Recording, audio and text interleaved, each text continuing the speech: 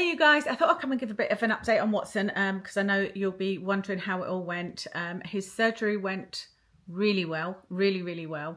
It's the best surgery he's been through. It's the best surgery experience we've had, and I believe he's had, as far as I can tell, in that he wasn't sick after the anaesthetic. Normally his tummy's upset because he's got inflammatory bowel disease. Normally he's vomiting. Normally he's crying for a couple of days. None of that happened with this. It was just amazing. So I don't know whether that's just from going to a specialist place, and obviously he had an anaesthetist, which will help, and it was a surgeon rather than it being local vets. And it's nothing, no shade on the vets at all. They do the best that they can, but his previous 2 surgeries were horrendous. I'll put a photo in now for you to compare the 3 surgeries. I'll show you surgery 1, 2 and 3, and you'll probably see why we were scared of putting him through this surgery, but it's just been really amazing. Even hello Bubba, him just got up, so I probably want to go out soon, but even the look of it and the stitches and everything, it just didn't look gnarly, like the other ones did. So that was a huge relief. Obviously it still looked, we were still like, wow, that's a painful thing to have, and he has been in pain, and we've had to get him some pain relief, but not to the point of crying where he had one other surgery that wasn't the 2 that the 2 major ones. He had another one where it was just a lump removed from where he'd had the mast cell tumor before, just in case it was a recurrence, because that can happen. And that one, he was screaming in pain in the car, and that was horrific. So anyway, it's been good. He is still wearing a cone on walks, because obviously I need to uncover his winkle so that he can pee when we're outside. And so then when he comes back in the house, I sort of dab it clean and put a belly band on. I've got these belly bands from Amazon, which are amazing. They're basically dog nappies for dogs. Dog nappies for dogs? Dog nappies for boys. And they have just been amazing. And then I was washing them loads because obviously there's stuff coming out of the wound and blood and whatnot, and so I was just constantly washing them. So now I've started using sanitary pads in there, and that is so much easier to just rip them out and change them, so that's worked really well. But there's hardly anything coming from the wound now, and the stitches are absorbable stitches. There's 1 stitch left that's kind of tied in a knot, and I just actually saw him for the first time trying to get to it. Not the first time, there's been 2 other times, but you think this is now week 3, and so it's not bothering him, he's not trying to get to it unless he knows he can't get to it. But like I said, I just saw him trying, and he's got the belly band on, and it's like a sort of waterproof outer, so he really can't get to it, because obviously we don't want him messing with that. We've got the vet tomorrow. Excuse me, we've got the vet tomorrow, and we were supposed to get sign off last week, which would have been 10 days since his operation, but she wanted another week because it was still looking a bit open at the time, and now it's almost, I think I don't know whether the wound can completely close between today and tomorrow. I don't know. It's crazy because Kev and I are like looking at every time we take his belly band off and put his cone on, we're like, how much blood is there? And there's barely anything at the moment. And we're getting really excited and saying like, we just need 24 hours with nothing. And that'll mean that the wound is closed, and then we can let him in water, and then he doesn't have to wear a cone, hopefully, I don't know, but I don't know what she's going to say. Because like I said, there's this 1 stitch still left that there's a little knot, and she said that was bothering him last week. Or will be bothering him, is what she said. But why wouldn't it in your foreskin, Today's going to be a tricky one because it's going to be 25 degrees. And so normally what I would do to kind of counteract the heat would be I'd normally soak him with water before we left the house. So I might dip his paws in a bucket so that that's at least wet and giving him some coolness before we leave the house. But I'd normally let him go in the water. I can get to water from here. But I can't do that, obviously, with his wound. So, I don't imagine he'll want to walk very far. Thinking about it, as soon as I finish this video, I'll take him out while the sun hasn't come out too much yet and it's not too warm, So give him as big a walk as he wants just now. What else is there to tell it? There is a few things to tell you about his health in general. Nothing to do with... Oh, I haven't told you the full details of this. Firstly, they said they couldn't get margins with this surgery. So we were really sad about that. I'm going to get a drink of water. Hold on a second. Hold, please. So yeah, they told us that they hadn't got margins. They told us that the tumour is really complicated, but we were hoping for a grade 1 tumour. It came back as a grade 2. However, the tumour grade that they use is either grade 1, grade 2 or grade 3. Grade 1 is low grade. Grade 3 is aggressive and high grade.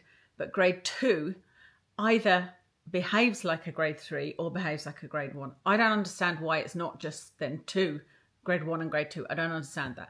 But this is a grade 2. So we were hoping for grade 1. It's a grade 2. It's a grade 2 behaving like a grade 1. So that's good.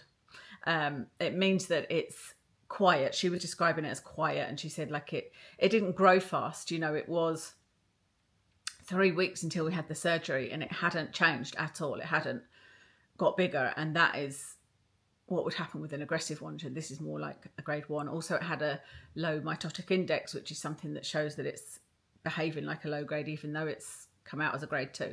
So with all of that, with them not getting margins and that, they said they'd probably recommend revision surgery, which we would probably not do. They said that they would probably want us to do chemo, which we would probably not do. But we were waiting for a call from the oncologist, and it took a couple of weeks. We just heard there on Friday night. And what they said was they've actually reassessed everything, reassessed the tumour, had a meeting with several people and got several different opinions, and they are now of the opinion that they did get clear margins. I don't really understand it, and I'm going to ask them to send me a report detailing it, because you know I just can't get my head around it. But what they seem to be saying is it was the deep margins they said they couldn't get, and there are no deep margins because it's on his foreskin, so they took it all off. So how could there be deep margins? Deep margins are when they're going down into the skin, you know. So anyway, it's a fantastic news that we got on Friday night that he has clear margins. They got it all. Amazing. So they're not even recommending revision surgery, which is great. They still wanted to recommend chemotherapy, but understood that we were saying no to that because he's got inflammatory bowel disease.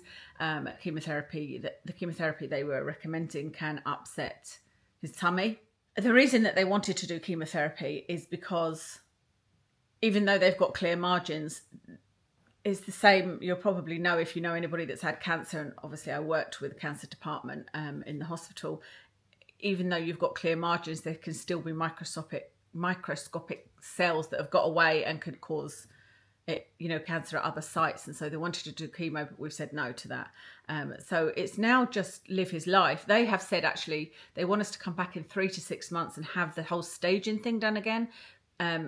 So what that would be is when he had scans and biopsies of his lymph nodes, biopsies of, what else did they take a biopsy of? No, it wasn't his liver. Spleen, maybe, I don't know. Anyway, they want to do all of that again. We're certainly going to wait 6 months before we even consider that, not 3 months. And we're just a little bit at the moment like, well, would we do that? Because why would we put him through that whole day of going to the main hospital that he's terrified of, having sedation, going through all of those things? They don't cause him any pain or anything afterwards, but he doesn't like being there and he's there for the day. Why would we do that even if they come back and said that he had cancer and it spread? We're not going to do chemo. He's going to be 11 by then.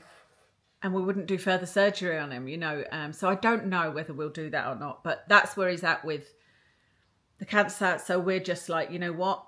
We just need to get him better and let him live his best life as best as we can. Like I said, there are other issues going on that have been kind of ticking along beside all of this. The first one is kidney problem. They found that his kidney was abnormal, they're saying, and so I've been taking urine samples down to our vet who found blood in the urine. That wasn't a problem for surgery. This was before surgery, so it's nothing to do with surgery. And we need to do some investigations for that, but they're all kind of non-invasive. So he needs to have his blood pressure done, maybe another blood test and a proper urinalysis, which I'm assuming that she's done now with all these urine samples. But I'm going to talk to her about that. My vet is great. I see the same vet, and she's just like, let's get him healed from this first, get the wound signed off, and then we'll say, right, okay, now this is what we need to do for the kidney. And she probably knows that I'm going to say to her, okay, if we're going to do this test, what's the outcome? Like I say, you come back and tell me he's got kidney disease, what can we do? What medication is it? Because if it's I think it's the same medication as for liver, and like as in it's just a supplement, and it upset his tummy. We've already tried it for his liver enzymes. If you come back and say that he needs a biopsy, then I'll be waiting until he has symptoms, and he doesn't have any symptoms at the moment. If it means, if it means anything invasive, then it's probably not worth doing all the tests. If they're non-invasive, like blood pressure, yes, let's do his blood pressure. That will definitely give us information and inform where we're at. And then the other thing, the more pressing thing, is his arthritis, because Kev and I have noticed this past week, he's struggling to get up and he's sort of limping as he starts walking, sort of bobbing. But as soon as he gets moving, he's fine. Literally, it's just about the first 10 steps. And that's while he's been on gabapentin, because he's been on gabapentin for his surgery, and it's only just gone down to 1 gabapentin 3 times a day rather than 2. So I think that's probably why we're noticing it more. So gabapentin was what we were using for pain relief for his arthritis. So we might have to think about Librela. Librela is something that there's some people have had very bad experiences, but a lot of people, most people have had amazing experiences. But it's just he's already on a monoclonal that I have to inject him with. I injected it the other day there for his allergies. Doing 2 together, that I don't know. I'm just not sure. Kev wants to wait and see how he is when he's back going for his adventure walks with his walker, because he's not had, and he's right, he hasn't had as much walking. It's a struggle. I've been out with him for an hour and a half, out around about here, an hour and a half, even 2 hours one day, and I swear he's walked for 10 minutes of that, because he's only supposed to have 15-minute walks.10 I'll give him as much as he wants, but he hasn't wanted to walk. But it's been like we've gone from here to across the road, and we've sat there for 5-10 minutes, perhaps talking to other dog owners, and he's just lying there. And then we've walked up a bit further, and it's been like that. He's not wanted to walk very far. So I think that's everything. To update you on Watson. Like I said, he's doing fantastically. We're so relieved. I can't tell you how relieved we are that these results are clear, and that we've had 3. We worked out it's 3 to 4 years between each mast cell tumour, because he got one at age 3, one at age 6, 7, and then this one at age 10. And they've told us before that it's the more they get, the more they're likely to get. So even after the first one, there was a 40% chance of him getting another one, so it's quite high. Then once they've had 2, there's a higher chance of him getting another one. Once they've had 3, there's a higher chance of him getting another one. In fact, the way that one of the vets said it was, one of the oncologists said, it will get him in the end. You need to be prepared for that kind of thing. So we're hoping that now we can get another 2-3 years, and he'll be 14 then, and we definitely won't consider surgery or anything then. We'll try to find the nicest way and to have the nicest end of life. That's all we want for him, to not suffer. Anyway, I'm going to love you and leave you, because like I said, I think he is ready to go out. And thank you everybody for asking after him, and I will speak to you again soon. Hi, sleepy boy.